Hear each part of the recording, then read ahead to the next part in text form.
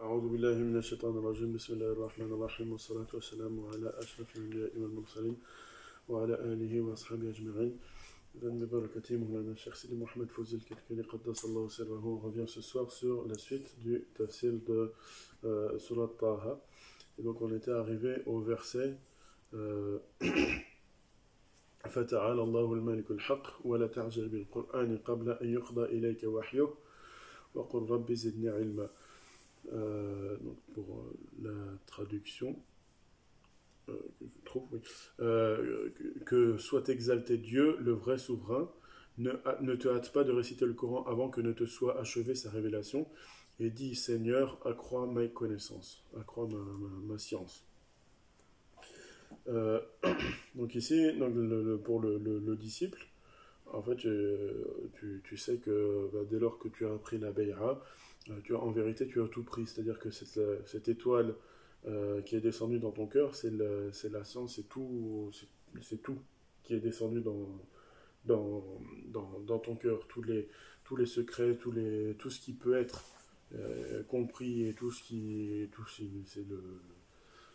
absolument tout, est descendu dans ton cœur, mais il s'agit ensuite il t'incombe en tant que disciple, en tant que cheminement, justement de suivre ce cheminement, ce suluk, pour que petit à petit se fasse la descente du Coran. C'est-à-dire que c'est parce que c'est ça le Coran, comme le dit la parole de Sidna Ali, que tout ce qui se trouve dans le Coran se trouve dans la Fatiha, tout ce qui se trouve dans la Fatiha se trouve dans la Basmala, ce qui se trouve dans la Basmala se trouve dans Bismillah, et ce qui se trouve dans Bismillah se trouve dans le bas, et le secret du bas est le point, et je suis le point, il a dit Sayyidina Ali. Et donc, le point, donc ce point, c'est ce même point, cette étoile qui est descendue dans ton cœur. Et donc le Coran tout entier, en fait, t'a été révélé et descendu dans ton cœur dès lors de la prise de ta bay'a. Mais après, donc la révélation, cette révélation du Coran, c'est-à-dire le détail, l'apprentissage du Fakhr, eh ben, elle se fait après petit à petit. Donc au fur et à mesure de ton cheminement.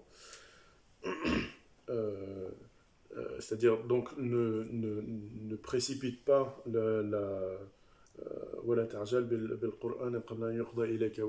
ne précipite pas la révélation de ce Coran. Et chaque chose vient en son temps et selon chaque chose est distillée de manière savante. C'est pas rien n'est au hasard, évidemment. Donc tu as cette étoile, elle a été descendue dans ton cœur, mais tu as besoin d'un mawqi', tu as besoin d'un emplacement, besoin d'une orbite dans laquelle cette étoile va pouvoir évoluer. Et comme le dit dans Surat al-Waqi'a, فَلَا أُقْسِمُ بِمَوَاقِعِ النُّجُومِ, donc Allah Ta'ala jure par l'emplacement, c'est-à-dire par l'orbite, par des étoiles. وإنه لقسم لو تعلمون عظيم إنه لقرآن كريم, et c'est certes un Coran, un noble Coran. Donc c'est-à-dire cet emplacement des étoiles, c'est ça le Coran. La yamassuhu illa al-mutahharun, que ne peut toucher, auquel n'ont accès que les purifiés. Et donc pour avoir toi-même accès à ce Coran, il faut que tu aies toi-même un mawqi', c'est-à-dire un endroit où puisse évoluer, nager cette étoile. Et pour cela, donc il faut que tu sois parmi les mutahhirin, donc les purifiés. Et donc ce qui t'empêche d'avoir accès au Coran, à la révélation de ce Coran, eh bien, c'est tout simplement tes péchés, et les choses, les petits péchés, les moyens péchés, les grands péchés, les péchés de perdition qui sont ancrés dans ton cœur et qui te privent donc d'avoir accès à ce Coran. Donc toi tu es venu au Cheikh, tu as pris la bay'a, l'étoile du prophète alayhi salam, l'étoile de Sina al-Mustafa alayhi salam est descendue dans ton cœur, et dès lors tu n'es plus sujet à l'égarement. Ma dalla sahibukum wa ma ghawa, c'est ça dans Surat al-Najm. Donc votre wan-najmi idha hawa, donc par l'étoile lorsqu'elle descend, ma dalla sahibukum wa ma ghawa, votre compagnon ne s'est pas égaré, il n'a pas, ouais, il ne s'est pas perdu. C'est-à-dire que dès lors que cette étoile elle est descendue, eh bien celui qui a reçu cette étoile, c'est-à-dire ce qui lui parvient de l'étoile, le préserve de toute forme d'égarement. Donc ce qui te parvient, c'est-à-dire que ce qui te parvient au travers de cette étoile, c'est cela, le wahi, la révélation, si toutefois tu le comprends, si toutefois tu es capable de percevoir et de comprendre voilà, les mouvements et le rayonnement de cette étoile. Et dans le cas contraire, c'est-à-dire si tu ne comprends pas, eh bien à ce moment-là, c'est comme si en vérité tu n'avais jamais rien pris. Et donc c'est ça en fait ce qui fait aussi on peut dire la valeur, mais la spécificité d'un prophète ou d'un saint, c'est justement qu'il a la capacité à comprendre les choses. Et celui qui voit mais sans jamais rien comprendre, eh ben c'est pas pareil que celui qui voit et qui comprend. Et il ne s'agit pas forcément de voir énormément de choses, mais il s'agit plutôt de comprendre ce qu'on voit.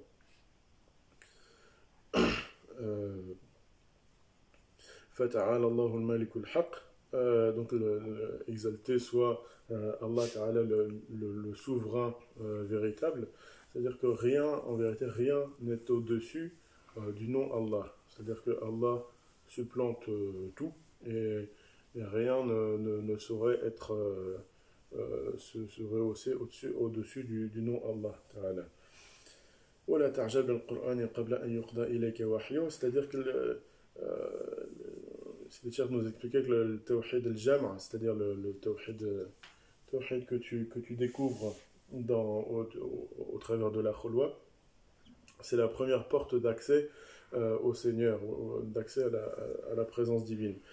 Mais si tu cherches dans le falq, c'est-à-dire dans les secrets qui viennent après, qui te permettent de distinguer au sein même de ce tawhid al-jam', de ce tawhid qui synthétise tout, si tu cherches avant d'avoir réalisé le tahqiq, c'est-à-dire avant d'avoir éteint et complètement effacé toute chose, y compris toi-même, et surtout toi-même, parce que c'est ce qui est le plus difficile, d'avoir effacé dans ce tawhid, jusqu'à ce qu'il ne reste absolument plus rien c'est-à-dire que la lumière, quoi. Eh bien, à ce moment-là, donc si tu cherches les secrets après, avant d'avoir réalisé ce secret-là, pleinement réalisé ce secret-là, eh bien c'est une preuve de ton incompréhension en vérité. Et voilà, et donc les choses, les secrets, les compréhensions ne te parviendront pas quand toi tu le voudras ou quand tu en as envie, mais plutôt lorsque Al-Haq subhanahu wa ta'ala estimera que ce sera bon pour toi, ou surtout estimera que tu es venu, que tu es mûr pour passer à la suite, on va dire. Et tous ceux qui s'empressent d'accéder au secret suivant sans avoir d'abord réalisé et accompli les secrets dans lesquels ils sont, ceux-là, ils ne finissent pas, en vérité, ils ne finissent pas le chemin. Ils ne vont pas jusqu'au bout de la voie, du cheminement. Et dit Seigneur, augmente ma science, augmente ma connaissance. Et cette augmentation de la connaissance, c'est une connaissance évidemment ni dans ce qui relève de la dunya, ni de l'akhira, mais c'est c'est-à-dire la demande plutôt, la demande que l'on fait, c'est pas, on ne demande pas, c'est-à-dire la personne qui est digne dont on parle ici, elle demande pas des choses dans la dunya, elle ne demande pas non plus des choses dans l'akhira, mais plutôt elle ne demande que la connaissance, elle ne demande que l'ilm. Donc c'est pour ça, dit, l'ordre c'est qui est fait au serviteur, et dit au Seigneur, accrois ma connaissance. Et non pas donne-moi ceci ou cela. Des choses de la dunya ou de l'akhira. Donc voilà, la descente de la lumière dans ton cœur et le wahi et la révélation de cette lumière, que te fait cette lumière, c'est que pour le but et la finalité, c'est que pour l'ilm, c'est que pour la science, pour accroître tes connaissances de ton Seigneur. Le verset d'après, وَلَقَدْ عَهِدْنَا إِلَى آدَمَ مِنْ قَبْلِ. Euh, oui, et nous avions auparavant fait une recommandation. Nous avons, je sais pas vraiment, c'est plutôt nous avons établi un engagement à Adam, alayhi salam. Fanasiya, mais il oublia. Et nous ne lui trouvâmes pas de résolution ferme. Walam najid lahu azma. Nous n'avons pas trouvé fermement ancré dans cet engagement qu'il avait contracté. Et donc ici, c'est le Nasher, donc il nous dit au travers de ce verset, donc il s'agit du récit de Sidna Adam, alayhi salam. Mais c'est pas les exemples qui sont donnés de la vie, des expériences passées des prophètes, c'est pas seulement des choses, des récits, des anecdotes que tu dois lire et, voilà, et dont tu dois prendre connaissance. Mais plutôt, il s'agira pour toi de devenir toi-même le Adam, alayhi salam, de ce temps. Donc, وَلَقَدْ عَهِدْنَا إِلَى آدَمَ مِنْ قَبْلِ فَنَسِيَا وَلَمْ نَجِدْ لَهُ عَزْمًا. Donc, Adam, alayhi salam, pour remettre les choses dans le contexte, sa création, son entrée en existence, c'est une mu'jiza, c'est un miracle, quelque chose d'extraordinaire. Et c'est le khalifa, et c'est le représentant, le vicaire, le représentant de Dieu sur terre. Et donc, Sina Adam, il a été établi dans le paradis. Et une fois qu'il a été établi dans le paradis, Allah Ta'ala, al-Haq Ta'ala, lui a enseigné tous les noms. C'est-à-dire que l'asma, ces noms qui lui ont été enseignés, c'est ça, l'asma, c'est ça l'origine même de la ma'rifa, de la connaissance, de la connaissance d'Allah Ta'ala. Et donc voilà, si tu cherches la science, c'est l'asma, ilm al-asma. Parce que c'est ça la mère de toutes les sciences, c'est ça la science véritable.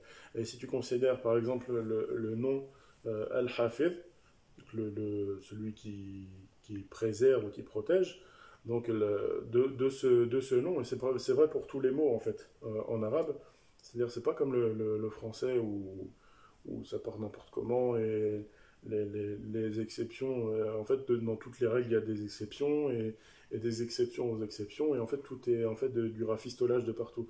Et ici la langue arabe c'est quelque chose de très, c'est comme mathématique. Et tout est logique et il n'y a pas d'exception, il y a pas enfin, tout est vraiment un engrenage parfait. Et c'est pour ça que c'est une langue qui reste intacte depuis Sina Adam alayhi salam jusqu'à nos jours. Et c'est pas pour autant qu'elle est morte, qu'elle est figée. Au contraire, c'est une langue qui est vivante et qui évolue, mais toujours sous les mêmes règles. Et donc quand tu prends, par exemple, le nom Al-Hafid, donc on parle de la science des noms qui a reçu Sina Adam, donc Ism al-Hafid, donc celui qui protège, qui préserve. Donc tu as de ce nom, tu vas avoir une multitude de mots qui vont jaillir de ce même nom. Tu vois, Hafaza Yahfaz, celui qui le verbe, donc sa conjugaison. Tu vas trouver des mots comme Mihfaza, Mihfaza, c'est la même racine, mais avec un petit préfixe que tu colles juste avant le mot, et ça te donne en fait le cartable. Donc un cartable ou une sacoche. Et sacoche, en fait, c'est là que tu vois de Hafada, donc quelque chose qui va te servir à protéger des objets. Voilà. Et en fait, c'est ça. Donc tous les mots, tout le vocabulaire en fait, dans la langue arabe, il est construit comme ça sur des racines. Et avec les racines, tu reviens ces racines de tous ces mots, ces foroirs, ces ramifications du vocabulaire, et ben, tu peux les faire revenir, et tu peux revenir à un nom racine, et tu tombes sur un nom qui est un nom d'entre les noms, d'entre l'asma, dont tu as reçu l'enseignement de Sina Adam, donc de tous ces noms.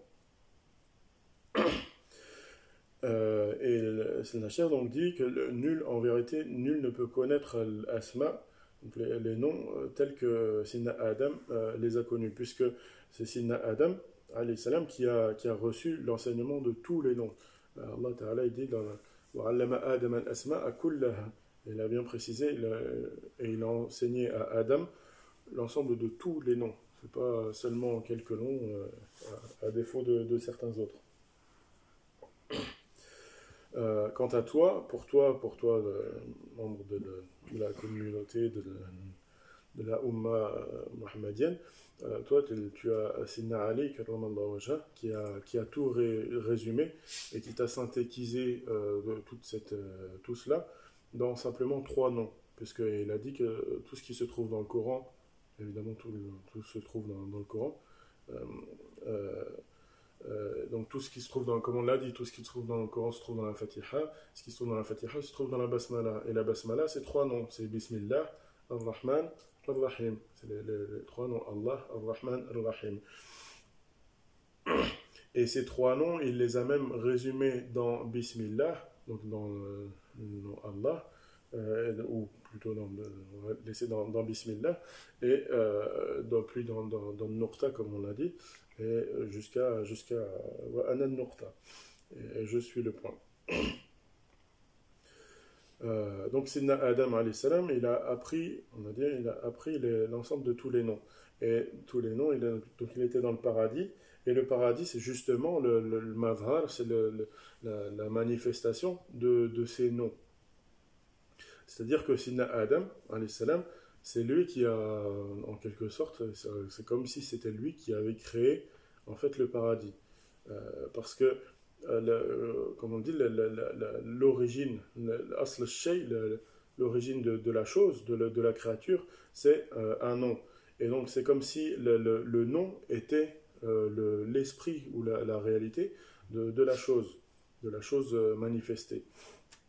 Et donc, et toi, lorsque tu évoques, quand tu fais du dhikr, que tu évoques un nom, tu fais, toi aussi, à l'instar de Sidna Adam, tu fais revivre ce paradis. C'est-à-dire que c'est ça, c'est dans la sunna, quand tu prononces un dhikr, il y a plein de hadiths qui parlent de ça, quand tu dis Allahu Akbar, Alhamdulillah, tu plantes un palmier, un arbre dans le paradis. Et quand tu fais telle chose, tu obtiens un palais dans le paradis. Ou quand tu dis telle chose, etc. etc. Et en fait, c'est comme si, c'est par ces noms, en fait, comme si tu créais, en quelque sorte, tu faisais apparaître ce paradis. Et donc, voilà, وَقُلْ رَبِّ زِدْنِي عِلْمًا, et dit Seigneur, augmente ma science. Voilà, c'est ça en fait ce que demande le serviteur, c'est justement que le Seigneur lui montre comment ça se passe tout cela. Et donc voilà d'où viennent toutes les tajalliyat, c'est-à-dire les mushahadat, les visions de ce que tu vois, c'est de cela que ça vient. C'est-à-dire que c'est comme si c'est toi, tu les avais créés par ton dhikr, par ta mention des noms d'Allah Ta'ala. Eh bien, tu vois les choses qui t'apparaissent, et ces choses qui t'apparaissent, c'est la manifestation ces ruh, de cet esprit des choses que tu prononces au travers de ton dhikr. Et donc, Sidna Adam, alayhi salam, il était dans le paradis, et il était lui-même l'esprit, le ruh al-jannah, c'est lui qui était l'esprit, la réalité de ce paradis. Et lorsqu'il a présenté l'asma aux anges, le verset d'après, c'est Allah Ta'ala ordonne à Adam alayhi salam de présenter aux anges cette science, ces noms. Et bien, quand il les a présentés, en vrai, en fait, il a créé le paradis. Il a fait apparaître le paradis devant les yeux ébahis, évidemment, des anges. Donc, il a fait apparaître le paradis et tout ce qu'il contient. Fanasiya, et malgré tout cela, il a oublié. Sidna Adam, donc malgré tout ça, qu'il était dans le paradis, qu'il faisait même pas qu'il profitait du paradis, c'est que lui-même il créait, il faisait apparaître le paradis. C'est ça dans le verset aussi, voilà, comme fiha ma tashtaya anfusukum. Dans le paradis, vous aurez tout ce que ce que vos nafs vont désirer. C'est-à-dire que dès que tu désireras quelque chose, en fait, c'est comme si toi-même tu faisais apparaître la chose pour en profiter. Donc c'est ça, c'est Adam alayhi salam, il était dans le paradis, il avait tout cela, mais il a oublié. Et le problème, c'est que, enfin, la différence, c'est que lui, il avait une connaissance, il avait une connaissance et il savait ce qui se passait. C'était pas simplement il désire quelque chose et elle apparaît. Non, il savait le processus, il avait la connaissance de comment se faisaient les choses. Tandis que toi, Sénachère nous dit, toi, disciple, tu fais du dhikr, mais tu comprends, tu n'as jamais rien compris, tu fais du dhikr, et ce dhikr que tu fais, ce n'est que un rapport de âge, c'est-à-dire que tu fais des choses pour avoir une récompense, qu'elle soit immédiate dans ton dhikr même, ou plus tard. Donc la cause de l'oubli, pourquoi Sina Adam alayhi salam a oublié, c'est-à-dire que lorsque Allah Ta'ala a voulu faire expérimenter cela, ou faire vivre cela, ou faire révéler cela à travers de Sina Adam, et il a mis en place des causes, il a mis en place des asbab, des causes. Et cette cause, en l'occurrence, très concrètement, c'est Ummuna Hawa, donc son épouse, l'apparition de son épouse. Euh, et il faut savoir, donc, comme on le sait, Ummuna Hawa, elle est sortie de Sidna Adam lui-même. C'est-à-dire qu'elle est sortie de sa côte. Elle a été créée de sa côte. C'est-à-dire que Ummuna Hawa, elle est sortie, elle est née d'une shahwa, c'est-à-dire d'un désir charnel, qui est apparu en Sidna Adam. Et Sidna Cher parlait de la relation maritale entre l'homme et sa femme. Donc il y a une sortie de manie, de spermatozoïde qui vient. En fait, ce spermatozoïde, il vient à la base du bas du dos, du bas de la colonne vertébrale. Mais à l'origine, en fait, c'est quelque chose que la science moderne ne connaît pas. C'est qu'à l'origine, ce spermatozoïde, il vient surtout au début, à la base de la base, il vient de la poitrine, il vient de quelque part dans le sadr, dans la poitrine. C'est-à-dire que, et ça c'est quelque chose, donc lorsque l'homme, n'importe qui, rencontre sa partenaire, et bien, dès qu'il y a un rapprochement physique, il ressent cela, c'est-à-dire un frémissement, quelque chose qui se passe en lui, quelque chose des hormones, quelque chose de chimique qui se produit. Donc il y a un frémissement et il y a donc un désir, une forme une forme d'amour, de désir, voilà. Et de ce désir-là, de ce sentiment-là, va apparaître une goutte d'eau quelque part dans la poitrine, dans le sadr, dans, le, la cage thoracique de l'homme. Et puis de là, de la cage thoracique, il va descendre dans le dos, donc le long de la colonne vertébrale, jusqu'à atteindre tout en bas de l'amud al-fiqari, donc de la colonne vertébrale. Et à ce moment-là, donc commencera à apparaître le mani, donc c'est ça, le spermatozoïde, jusqu'à sortir au final. Et donc, c'est-à-dire que c'est de cette shahwa, de ce désir, donc c'est de cette shahwa, de ce désir qui est né, qui est apparu Ummuna Hawa, c'est-à-dire d'une côte. Parce que, oui, évidemment, Adam, il était tout seul à la base. Et Ummuna Hawa, elle a été créée à partir de Adam, sans intermédiaire d'une mère ou d'une autre personne. Donc, Ummuna Hawa, elle est apparue, donc, comme le disent les hadiths, d'une côte. Et en fait, c'est comme si, c'est Nasher nous dit, c'est comme si cette côte, elle était elle-même, elle contenait un ovule. Et donc c'est ça, aujourd'hui les gens, les scientifiques prétendent à la science, prétendent à connaître des choses, mais en vérité, donc ils prétendent à la science et ils il se vante de ses connaissances, notamment au travers de pratiques comme le fait de faire des enfants dans des tubes, de faire de la fécondation in vitro et tout ça. Mais en fait, ça, c'est pas de la science, c'est du. Bah, ils ont rien. Il n'y a rien parce qu'ils ne font que reproduire quelque chose qui se fait déjà de manière. Voilà.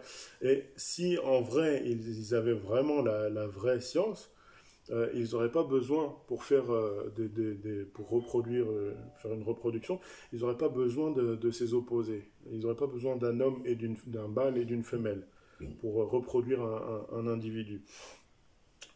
S'ils avaient vraiment la science, la connaissance le vrai ilm, avec un seul individu, il pourrait en reproduire plus d'autres. Donc à l'instar de Sidna Adam, donc, duquel est apparu Ummuna Hawa sans l'intermédiaire d'une mère, et de même à l'instar de Sidna Isa, donc Allah Ta'ala nous a donné les deux exemples.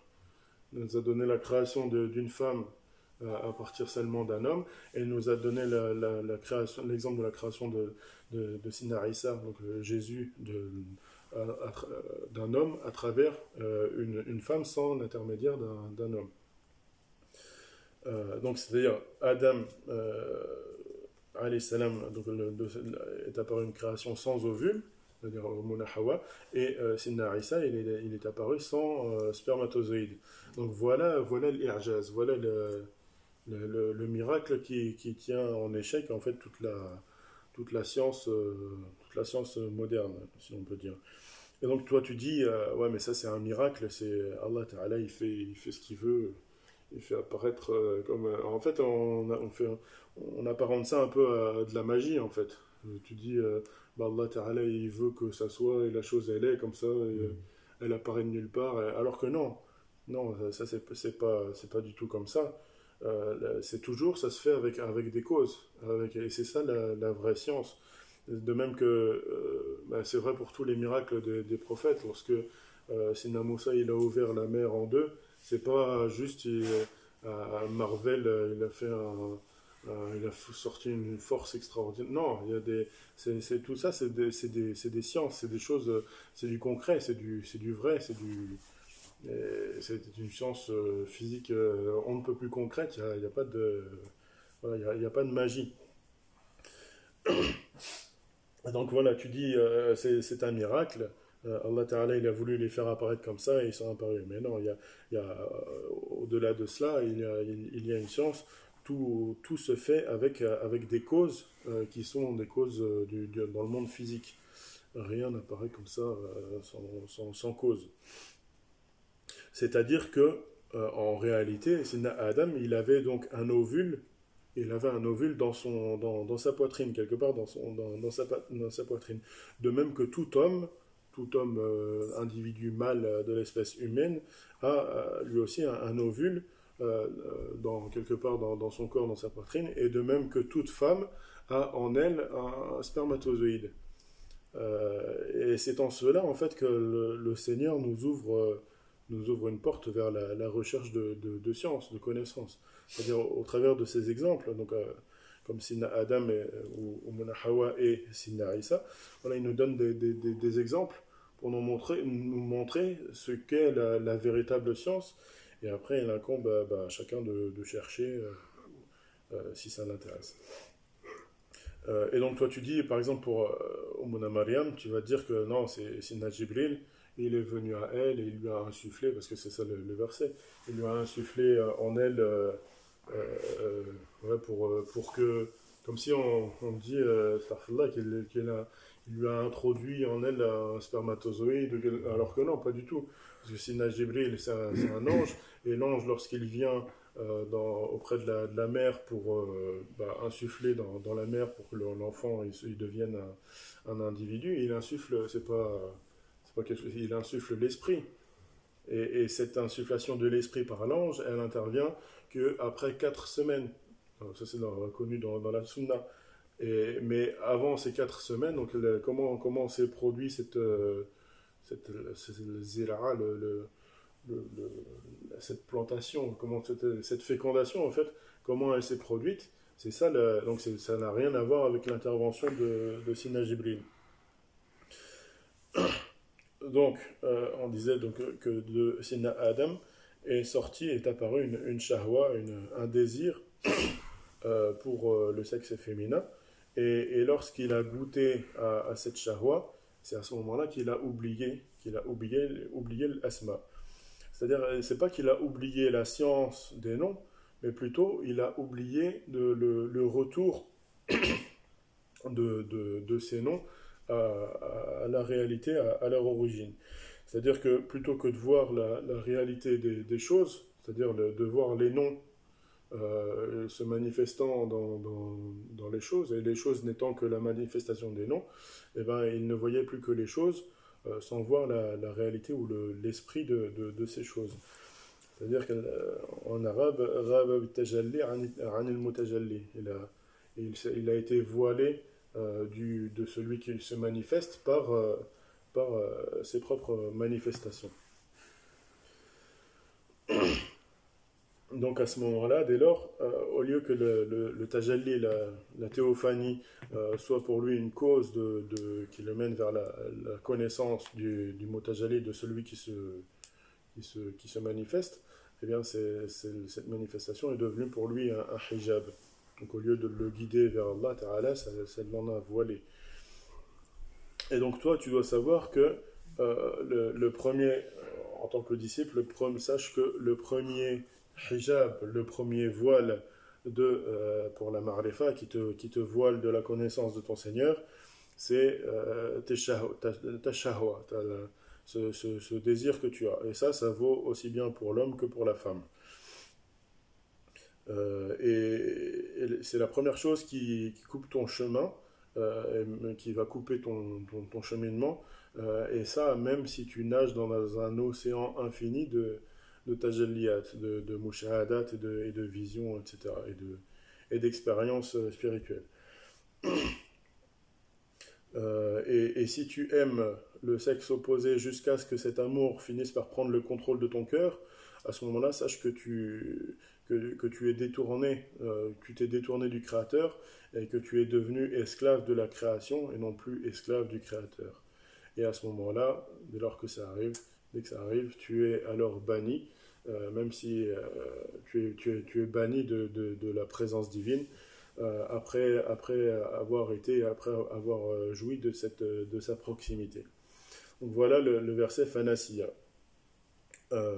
C'est-à-dire que le Seigneur, subhanahu wa ta'ala, a créé l'oubli à partir de Sina Adam, alayhi salam.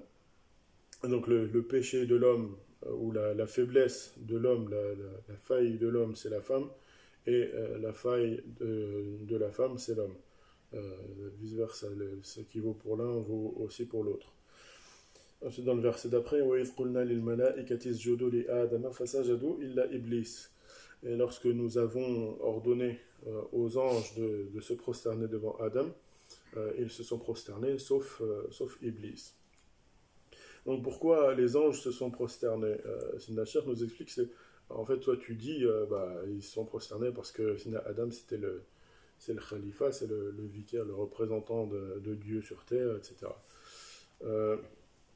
Et en fait, l'insan, donc Sina Cheikh nous explique que l'homme, il est réparti en trois. Il y a trois réalités dans l'homme, dans tout homme.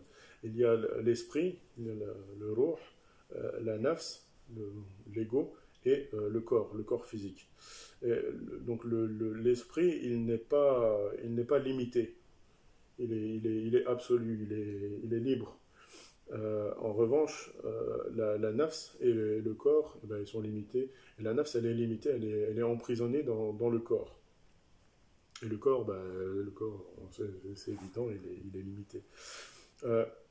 Mais la haqiqa, la réalité de la nafs et le secret de la nafs, c'est l'esprit. C'est qu'elle est, en vérité, elle est esprit.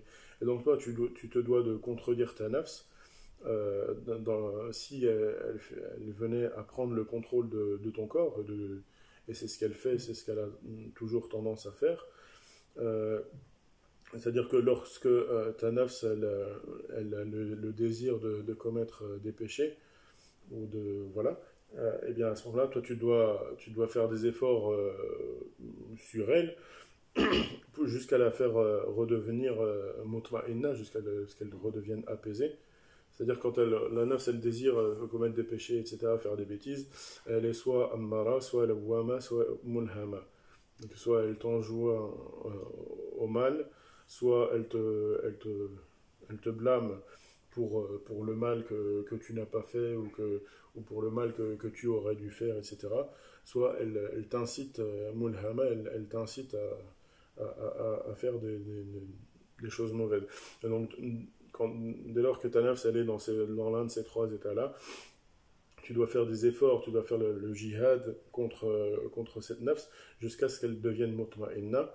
Et à ce moment-là, ayyatuha nafs al-mutma'inna, irji'i ila rabbiki radiyatan mardiya. Donc, ô nafs apaisée, reviens à ton Seigneur, radiyatan mardiya, satisfaite et agréée. Euh, donc la nafs, en fait, elle meurt et elle vit. Tantôt elle meurt et puis tantôt elle revit et elle remeurt et elle revit, etc. Tandis que l'esprit, lui, il ne meurt jamais. Et donc les anges, s'ils se sont prosternés, c'est par leur connaissance de ces trois choses. Ils savaient percevoir ces trois choses et ils savaient percevoir voilà, la réalité de... Ils ne s'en tenaient pas simplement aux apparences physiques. Donc les anges, ils ont vu le corps, puis ils ont vu la nafs, puis ils ont vu le ruh, l'esprit. Et c'est lorsqu'ils ont vu cet esprit qu'ils se sont prosternés devant Sina Adam. Mais donc ils ne se sont pas prosternés pour le corps, mais ils se sont prosternés pour l'esprit. De la même manière que nous, musulmans, on se prosterne en direction de la Kaaba. On ne se prosterne pas, parce qu'en vérité, la Kaaba, c'est des pierres. Et on ne se prosterne pas devant des pierres, mais on se prosterne vers la réalité de ces pierres. Comme si, parce que le Seigneur y a fait apparaître ce ruh, cet esprit.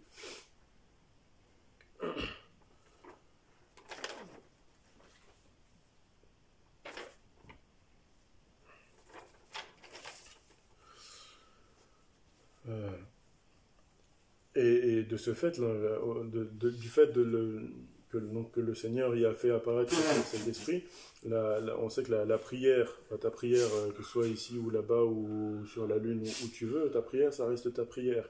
Mais si tu l'as fait ici tout seul, elle vaut 1 degré. Et si tu l'as fait devant la Kaaba, elle vaut 100 000 prières.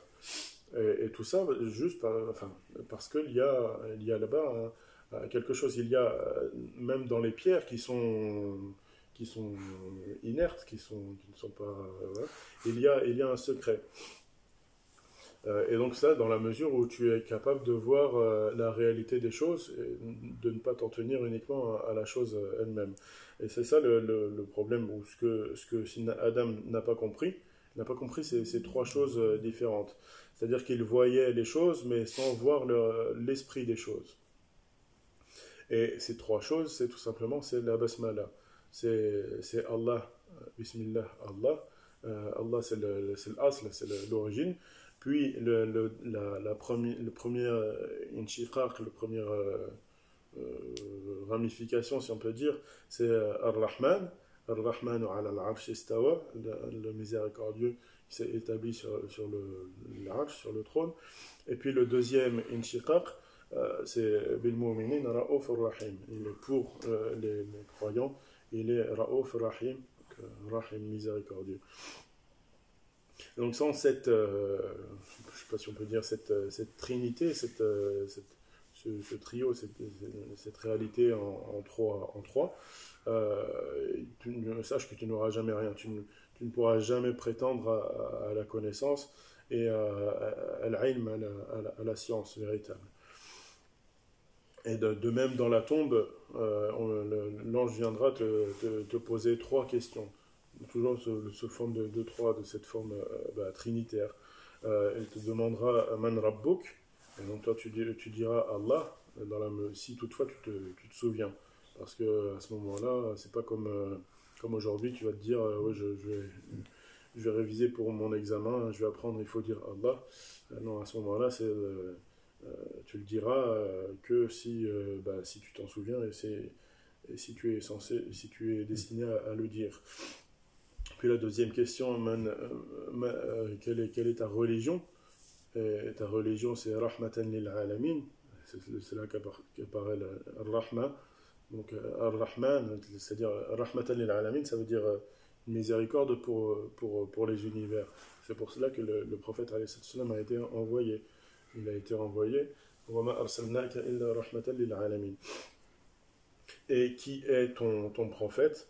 Et à ce moment-là apparaît la troisième dimension, si on peut dire, bil mu'minina ra'ufur rahim, rahim, le miséricordieux. Voilà, donc pour le verset d'après, donc si la chef a passé au verset d'après, وَإِذْ قُلْنَا لِلْمَلَائِكَةِ non, c'est toujours seul. وَإِذْ قُلْنَا لِلْمَلَائِكَةِ اسْجُدُوا لِآدَمَ فَسَجَدُوا إِلَّا إِبْلِيسَ. Nous dîmes aux anges, prosternez-vous devant Adam, et ils se prosternèrent, excepté Iblis, qui refusa. Euh,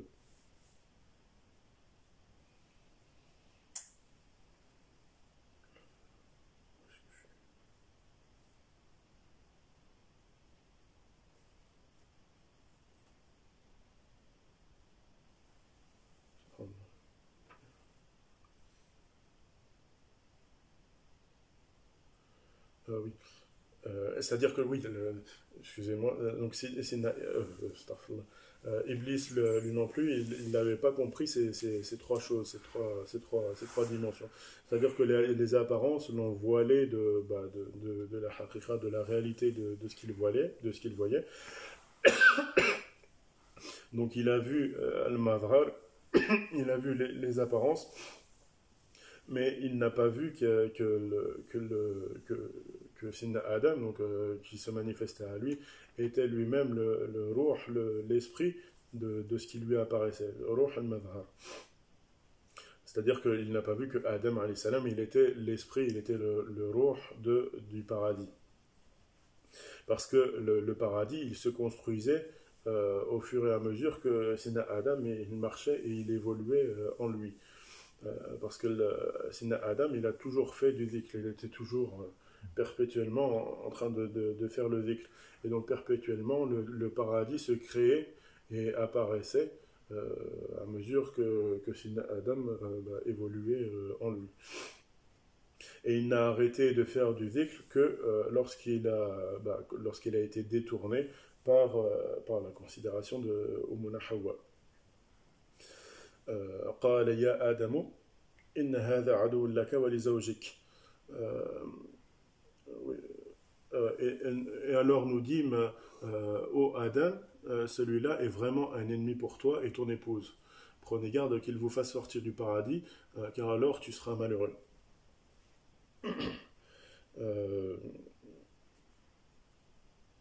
C'est-à-dire que oui, donc la rafla, donc l'insouciance l'a touché, mais toutefois le Seigneur il l'a pas abandonné comme ça. C'est-à-dire si Adam effectivement il est tombé dans l'erreur, mais son Seigneur n'a pas laissé tomber comme ça, laissé libre, abandonné, livré à lui-même. Plutôt il l'a mis en garde. Il lui a dit fais attention. Parce que tu es à présent dans un état qui est entre le rafla, entre l'insouciance et l'iyaqada et l'éveil. C'est-à-dire à moitié dans l'insouciance, à moitié endormi et à moitié en train de faire du dhikr, en fait concrètement. Et si tu te laisses aller, si tu ne redresses pas la barre, eh ben, tu vas tomber dans l'état d'éloignement, tu vas tomber dans le bu'd. فَلَا يُخْرِجَنَّكُمَا مِنَ الْجَنَّةِ فَتَشْقَى. Et donc ne le laisse pas, Iblis, ne le laissez pas vous faire sortir du paradis, parce qu'à ce moment-là, vous serez malheureux. Fatashqa, donc c'est ça, tu seras malheureux. C'est pas tu seras malheureux pour trouver ta subsistance, tu seras malheureux, tu n'auras pas d'argent, ce sera la galère, etc. Non, parce que Fatashqa, c'est-à-dire que tu seras malheureux parce que tu réaliseras qu'avant tu étais dans cet état de proximité et que tu es à présent maintenant dans un état d'éloignement. Et alors, ce malheur, ce chaka, ce sera pour tout en fait dans ta vie. C'est quelque chose qui va se manifester à toi pour l'argent, pour tes enfants, pour tous les problèmes de la dunya. Et même si tu reviendras au dhikr, si tu reviendras à la pratique du dhikr, tu penseras sans arrêt, alors même que tu seras en train de faire du dhikr, d'évoquer ton Seigneur, tu penseras à trouver des solutions à tes problèmes de ta vie mondaine. Tu penseras à comment construire ton futur, faire des projets, etc., etc. Et tout ça, ça aura évidemment un effet sur ton cheminement. Ton cheminement deviendra éclaté parce que avant, jamais tu ne pensais à ces choses-là. Tu étais dans le paradis, tu faisais juste du dhikr et de ce dhikr, tu recevais les manifestations des asma, des noms. إن لك ألا تجوع فيها ولا تعرى وإنك لا تظمأ فيها ولا تضحى. Car c'est-à-dire dans le paradis, tu n'y auras pas faim et tu ne seras pas nu, tu ne seras pas dénudé. Et tu n'y auras pas soif et tu ne seras pas non plus frappé par l'ardeur du soleil. Et c'est ça en fait, donc tu ne seras ni faim, ni soif, tu ne ressentiras pas dans le paradis tous ces besoins ou ces manques finalement euh, inhérents à la vie de Dunya dans ce bas monde. Et c'est ça le sens du verset, du hadith. Le prophète sallallahu alayhi wa sallam disait Abitu inda rabbi yut'imuni wa yasqini. Je passe ma nuit, c'est-à-dire quand on lui demandait au niveau du jeûne continu. Il disait je passe la nuit auprès de mon Seigneur qui me nourrit et qui m'abreuve. Et donc toi, si tu prétends à l'état de présence avec ton Seigneur, montre-nous que tu es parvenu à cela. C'est-à-dire que montre-nous que ton amour d'Allah et ta soif d'Allah est plus grande encore que ton amour ou ton besoin de boire et de manger et de dormir.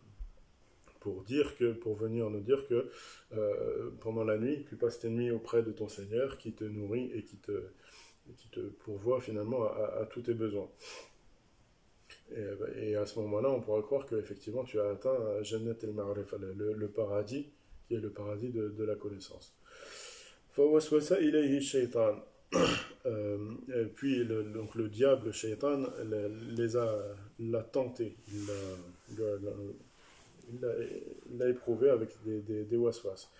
Et c'est ça en fait, les gens ils se disent comment c'est possible, lui qui avait par rapport à quelqu'un qui était dans la tariqa, lui qui avait fait la khulwa, il a vu des choses extraordinaires, il a expérimenté ceci et cela, et il est sorti, il a quitté la tariqa. Et ça c'est quelque chose contre lequel Sennachar nous met en garde. Et donc dans le cas de Sidna Adam, il a oublié malgré tout cela, malgré tout toutes ses sciences, toutes ses connaissances et tout ce qu'il avait à sa disposition, il a oublié, et l'oubli a commencé avec le mariage. Avec le mariage, alors que c'était un mariage, c'était évidemment quelque chose qui était fait complètement licite, halal, il n'y avait rien d'ambigu dans cela, ni de douteux. Et puis, lorsqu'il est tombé dans l'oubli, il a reçu un avertissement du Seigneur contre le fait de tomber dans un oubli plus grand encore, plus gros. Mais il est tombé quand même. Et donc, Sennachar dit, donc viens pas me casser la tête avec les gens qui ont quitté la tariqa après avoir expérimenté des choses extraordinaires. Va plutôt dire à ton père Adam, et va lui demander des comptes, va lui demander pourquoi. Et donc, Sennachar dit, ceux qui disent ça et ceux qui s'étonnent, qui sont choqués du fait que quelqu'un puisse sortir, puisse quitter la voie après avoir expérimenté des choses, ça qu'ils sachent que eux-mêmes, s'ils s'étonnent de cela, eux-mêmes ils vont finir par sortir, parce que ça, c'est ce qui montre en fait l'ignorance de la personne, et parce n'est pas à même de comprendre tout simplement l'histoire de Sidna Adam. Et si elle avait pu le comprendre, eh ben, elle aurait pu elle-même éviter ce dans quoi sont tombés des autres qui n'étaient peut-être pas forcément plus bêtes que eux-mêmes. Fawaswasa ilayhi shaitan, donc le shaitan lui a infligé des waswas, lui a insufflé des doutes, et lui a dit ô Adam, t'indiquerai-je l'arbre de l'éternité et un royaume impérissable. Est-ce que tu veux que je te montre voilà, secret de l'éternité, quelque chose qui va te permettre d'accéder à cette éternité, et wa mulkin la yabla, et un royaume qui ne s'use pas, qui est impérissable. C'était bien traduit. Donc, c'est Adam, il a pensé à ce moment-là, le khuld, c'est-à-dire cette éternité, il a pensé aux anges. C'est-à-dire que Iblis, quand il lui a dit ça, c'est comme s'il le renvoyait vers les anges. Comme s'il lui disait, est-ce que tu veux devenir un ange? Mais ça, c'est pour Sina Adam. Quant à toi, Iblis, il ne va pas venir te parler des anges, parce qu'il va te parler à ton niveau. Et toi, donc, ton niveau, c'est le niveau des djinns. Et donc, concrètement, très concrètement, ce que Iblis va venir te proposer, c'est de devenir un roi, quelqu'un qui dirige ou qui a ouais, une riyasa, donc un pouvoir sur les djinns, qui va devenir un roi des djinns qui va gouverner un groupe de djinns. فأكل منها فبدت لهما سوآتهما وطفقا يخصفان عليهما من ورق الجنة. Donc, donc Adam et son épouse, ils ont tous deux mangé de l'arbre, et alors leur est apparue leur nudité, et ils se mirent à se couvrir avec des feuilles du paradis. Adam, alayhi salam, désobéit ainsi à son Seigneur, et il s'égara. C'est-à-dire que Adam, il était détenteur des noms. Il faisait apparaître les théophanies, les manifestations de ces noms, et il a fini nu, il a fini dénudé, et il a fini donc par se couvrir avec les feuilles des tajalliyat, des théophanies de ces noms qu'il avait reçus, et donc il avait reçu la connaissance. C'est-à-dire que Adam, alayhi salam, il était dans le paradis, et il y faisait absolument ce qu'il voulait. Et puis, de là, lui est apparu, ou est entré en lui le tardim de la forme apparente, jusqu'à ce que cette forme apparente, elle s'impose à lui, et donc que lui apparaisse sa propre forme apparente, c'est-à-dire son corps, et donc avec lui sa nudité. Et donc comment est-ce que ça se manifeste pour toi, aux disciples, concrètement? Eh bien tout simplement, au début de ton cheminement, tu étais Jamal, tu étais Masha'Allah, on va dire. C'est-à-dire qu'au début, tu étais à Qiyam al-Layl, tu te levais toute la nuit, tu faisais beaucoup de dhikr, beaucoup de jeûnes la journée. Et aujourd'hui, il ne reste rien de tout cela. Dès que tu commences à faire du dhikr, le sommeil te touche, et tu as envie tu piques du nez, et tu t'endors. Au début, il y avait nachat, t'étais chaud, t'étais motivé, tu faisais du dhikr, t'avais soif, rien ne t'arrêtait. Aujourd'hui, non, c'est des aujourd'hui, non, tes articulations, elles te font mal, tu as des rhumatismes, tu as besoin d'un dossier, tu peux plus t'asseoir au milieu de la pièce et faire du dhikr comme tu faisais avant. C'est-à-dire c'est comme ça que t'es apparu ta nudité, la nudité, c'est-à-dire la réalité de ton corps. Te sont apparues la faiblesse donc de ce corps, les maladies, la pauvreté, l'état d'indigence de ce corps, les besoins et la faiblesse et la limite qu'il t'impose à toi-même.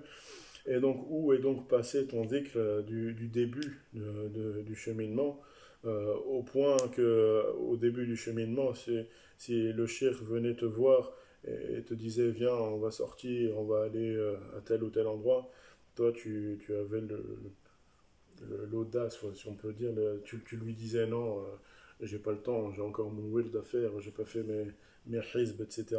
Donc, c'est-à-dire que t'étais tellement à fond, et aujourd'hui, il ne reste rien. Donc, il ne s'agit pas de dire je fais du dhikr, il ne s'agit pas de faire du dhikr, mais il s'agit plutôt de se questionner, est-ce que c'est quelque chose qui va durer? Et quelque chose qui va durer, c'est pas un an, 2 ans, 3 ans. On regarde dans 10 ans, dans 20 ans, qu'est-ce qui va rester de ta pratique. C'est pour ça que le cheikh, il ne se réjouit pas de voir que des fuqara, par exemple la Zawiya, ou en dehors des fuqara qui font beaucoup de dhikr ou beaucoup de jeûnes, etc. Parce que ce qui compte en vrai, c'est qu'est-ce qui va rester de toutes ces pratiques-là, de toutes ces adorations après un certain nombre d'années. Parce que combien ont été très très assidus pendant des années et des années et des années, et aujourd'hui, même le ramadan, s'ils font le ramadan, c'est déjà quelque chose de très bien. Avant, ils faisaient des qiyam, ils passaient toute leur nuit à faire du dhikr, etc. Et aujourd'hui, s'ils se lèvent pour prier le subh, c'est eux les bonhommes. Et donc voilà pourquoi les soufis, des siècles passés, ils avaient pris l'habitude de délaisser même le halal, même ce qui est halal, permis, autorisé, ils le délaissaient. Parce que c'était quelque chose de peur que ça les mène à l'oubli, à se détourner, donc à l'instar de Sina Adam, alayhi salam.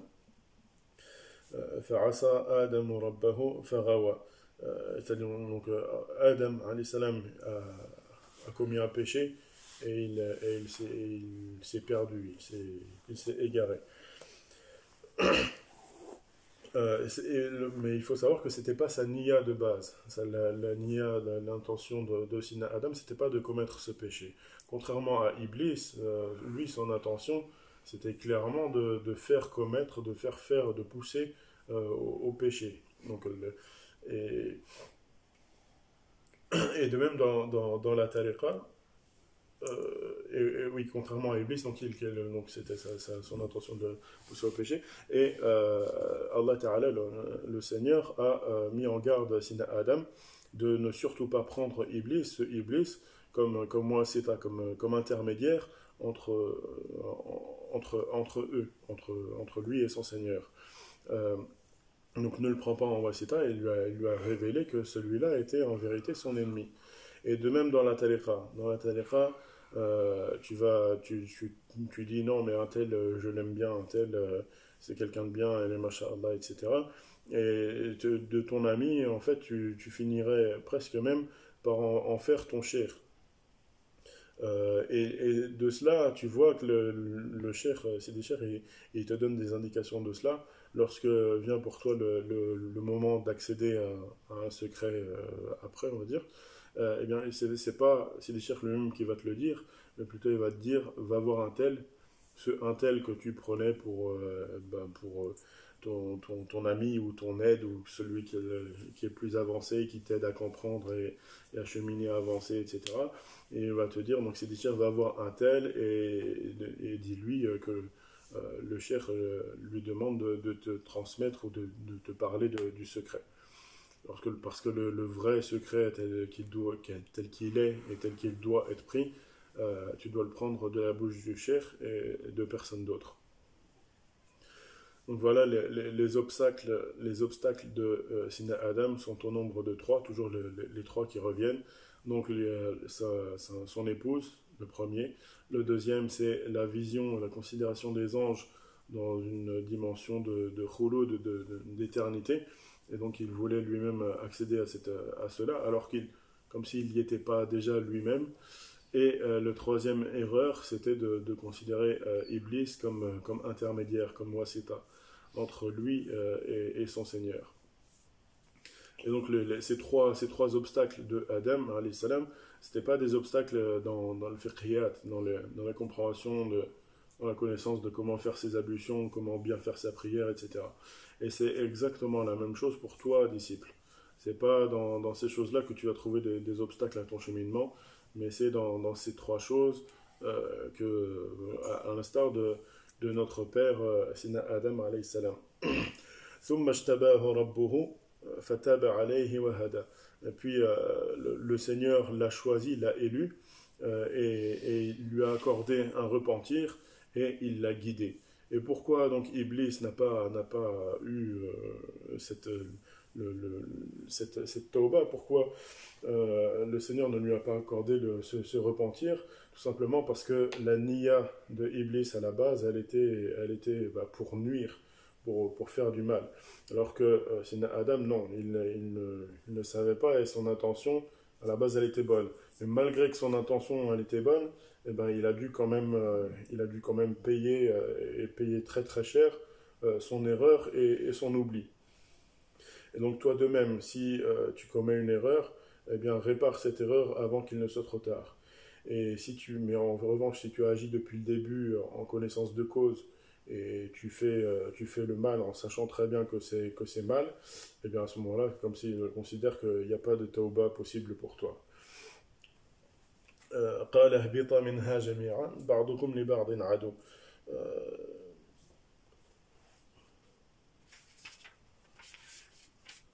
Donc, il dit descendez d'ici et vous serez tous avec vos descendants ennemis les uns des autres, c'est-à-dire les hommes et les djinns.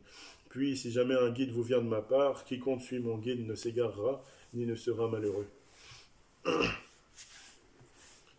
Et donc ici, وَمَنْ أَعْرَضَ عَنْ ذِكْرِ, et celui qui se détourne de mon dhikr.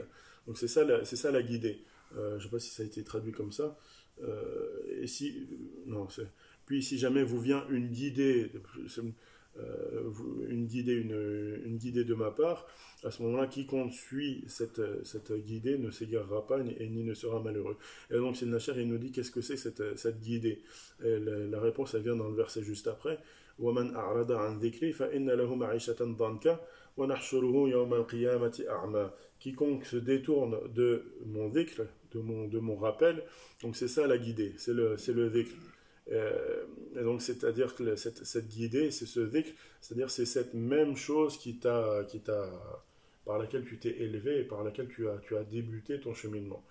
Et donc en vérité c'est une chance parce que tu as une seconde chance si jamais tu es tombé dans l'erreur, et tu as une seconde chance, et c'est tout simplement de revenir à ce wird que tu as délaissé, ce dhikr que tu as délaissé. Jaddid al-bay'a, renouvelle ton intention, renouvelle ton intention de bay'a, et reviens au dhikr et à la pratique, une pratique assidue comme il faut de ce dhikr et de cet engagement avant qu'il ne soit trop tard. Et pour finir, Sidna Shah, il a raconté un hadith du prophète alayhi salam. Il est passé avec des compagnons, il est passé devant une tombe. Et il a dit aux compagnons, celui qui est dans cette tombe, il est dans le châtiment. Et puis ils sont allés quelque part. Et puis sur le chemin du retour, ils sont repassés devant cette tombe. Et le prophète sallam, il a dit aux compagnons, celui qui est dans cette tombe, il est bien heureux, il est dans le bonheur. Et les compagnons, ils n'ont pas compris, ils ont dit Ya Rasulallah, comment c'est possible? Et en début d'après-midi, tu nous as dit que celui-là, il était malheureux.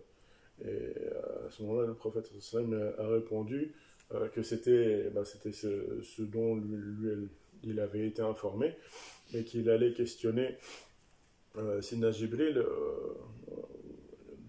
pour savoir ce qu'il en était.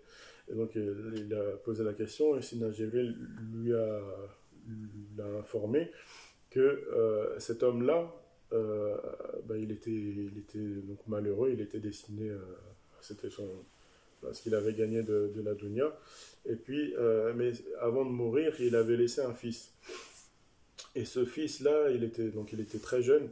Et il est allé, pour la première fois ce jour-là, il est allé à l'école voir le coup de table, celui qui renseignait à lire et écrire aux enfants.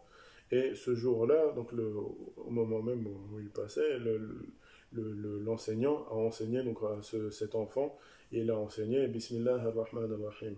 Et lorsque l'enfant a prononcé donc, Bismillah ar-Rahman ar-Rahim, à ce moment-là, Allah Ta'ala a décrété aux anges que cet homme-là, dans la tombe, qu'il le laisse en paix et qu'il devienne bienheureux, juste parce que il a un fils, il a laissé un fils qui prononçait, qui disait la basmala. Donc ça, tout ça pour dire que oui, le retour au dhikr, et c'est ça le dhikr, c'est le Coran, et c'est le dhikr de manière générale, et donc pour comprendre la valeur de ce dhikr et de la basmala, on a sallallahu yu'allimana ma yanfa'una wa yanfa'ana bima 'allamana. Subhana rabbika rabbil izzati amma yasifun wa salamun ala al-mursalin walhamdulillahi rabbil alamin.